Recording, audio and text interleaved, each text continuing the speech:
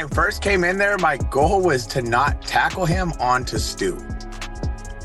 I went in, I looked, I assessed, and I said, I have to pull him away from Stu. So that's why I went to the outside and got under an armpit and tried to throw him off to the side. This man who attempted to maim another man is walking around free right now. And is getting rewarded by getting a booking. Yeah. That's absolutely insane to me. I don't think he'll make it to the booking. I talked to a detective friend of mine, and he told me the process of everything and how bad they drag their feet. He said, especially LAPD. Mm-hmm. But he's saying that because of all the evidence, the state's going to pick it up. I've already talked to a detective who's on the case, so it's not like he's not going to jail. Okay. But he's just not there yet. This is what happened, Chad. He went to a pro wrestling event with his coach.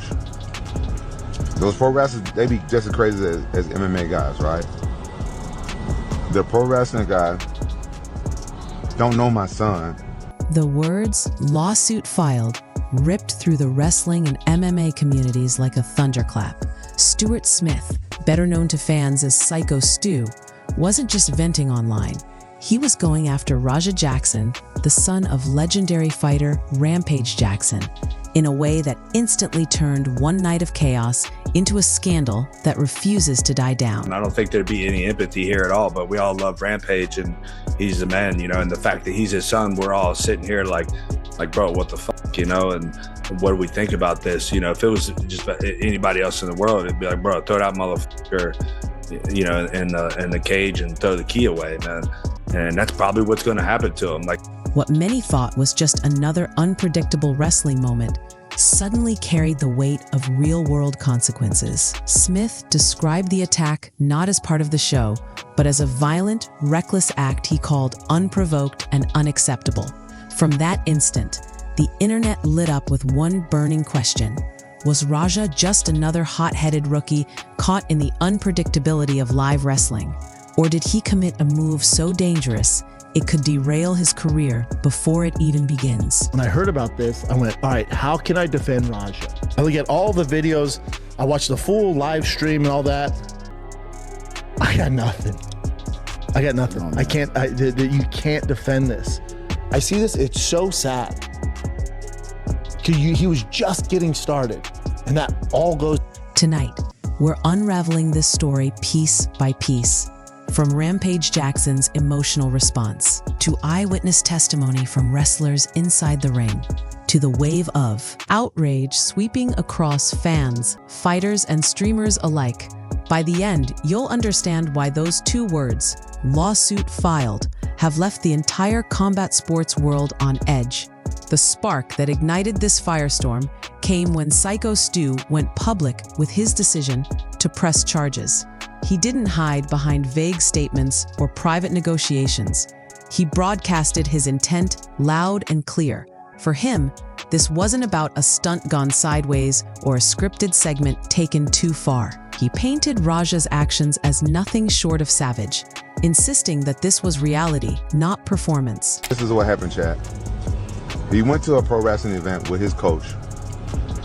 Those pro wrestlers, they be just as crazy as MMA guys, right? The pro wrestling guy don't know my son, and he hit him over the head with like a can or a beer can or a bottle or something. And my son didn't know it didn't know it was coming. Didn't know, they didn't tell my son. And he hit my son over the head. I guess he thought my son was a pro wrestler or something. And Roger didn't react, but Roger didn't fight though. He didn't do anything, cause I told Roger not to get punched, but still nigga hit my son over the head. And then he asked my son, you ain't gonna sell it when you in pro wrestling? So this motherfucker that hit my son is stupid. So in order for me not to go to fucking jail, I gotta talk to his coach. His words carried a sharp edge. This wasn't about revenge. It was about drawing a line and demanding accountability before things spiraled further out of control. The moment his announcement hit social media, the floodgates opened. Fans instantly divided, some defending Raja as a young man still finding his place, others calling the lawsuit not only justified, but overdue. Overnight, Raja's future was no longer just a matter of speculation. It became a legal question, one that could determine not just his image, but his entire path in both wrestling and fighting. What had once looked like a messy altercation was now a battle destined to play out in both courtrooms and headlines. Of course, Raja wasn't facing this storm alone. His father, Rampage Jackson, eventually broke his silence. Hopefully one day I can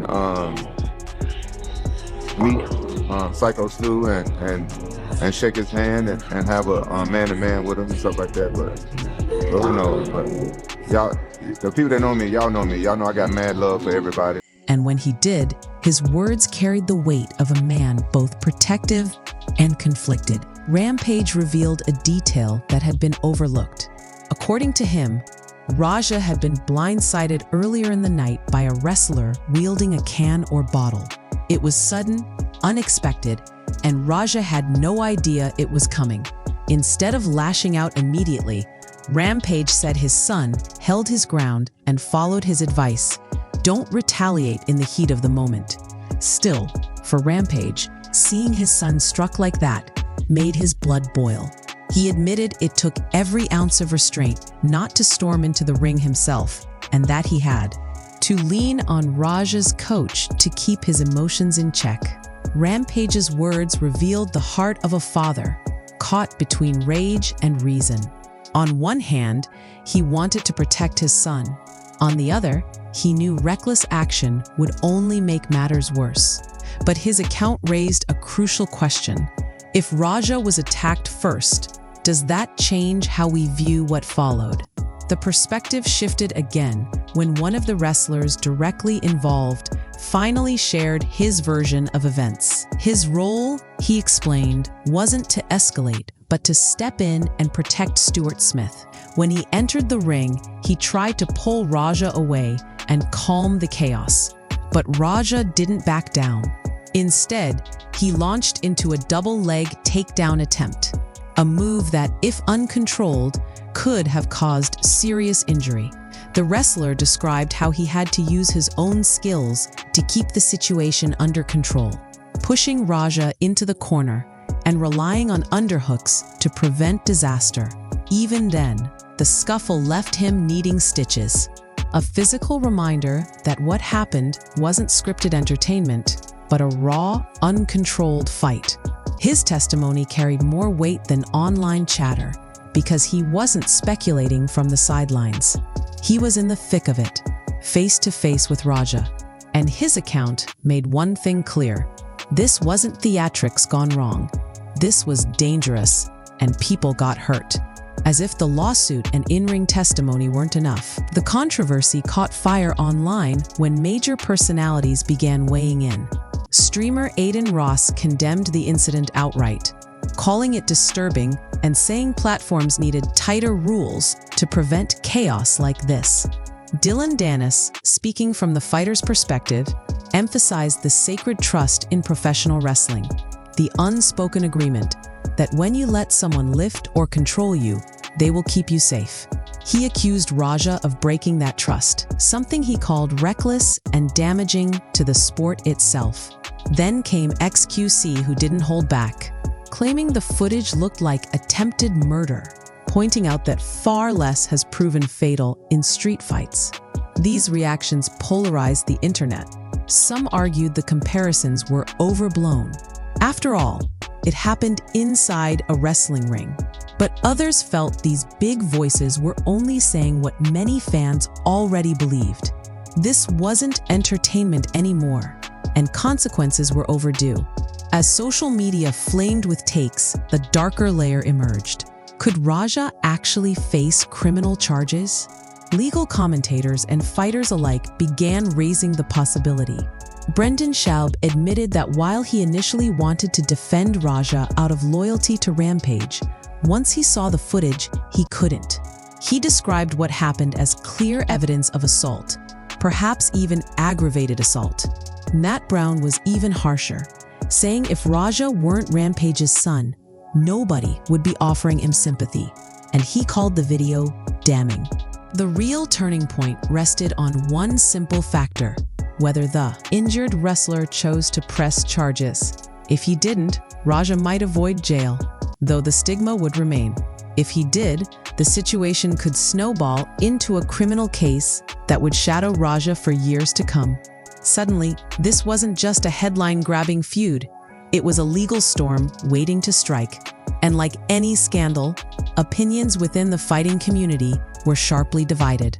MMA guru's blunt words went viral when he called Raja a dumb animal who should have been flattened on the spot. Kevin Lee, while less harsh, took a firm stance of his own. He said he respected Rampage, but believed the only way Raja could grow was by facing the consequences head-on. He acknowledged Raja being struck earlier wasn't right, but retaliating hours later crossed a line. For Lee, that wasn't self-defense. It was premeditated. These differing takes revealed just how fractured the community had become. Some wanted to shield Raja because of his father's legacy, while others argued no family name should excuse what they saw in that footage. Beyond the outrage and legal speculation, a deeper concern began surfacing. What does this mean for the sport itself? Fighters like Tim Welch warned that the incident looked less like performance and more like an attempt to cause serious harm.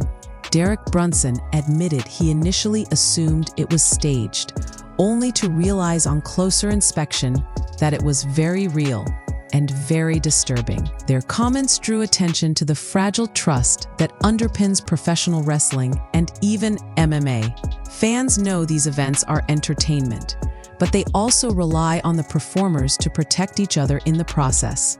The moment that trust collapses, the sport's entire foundation is threatened. Welch noted that continuing to attack someone after they're already unconscious is one of the most dangerous things in combat sports, turning spectacle into something life-threatening. Suddenly, Raja's actions weren't just about his own career.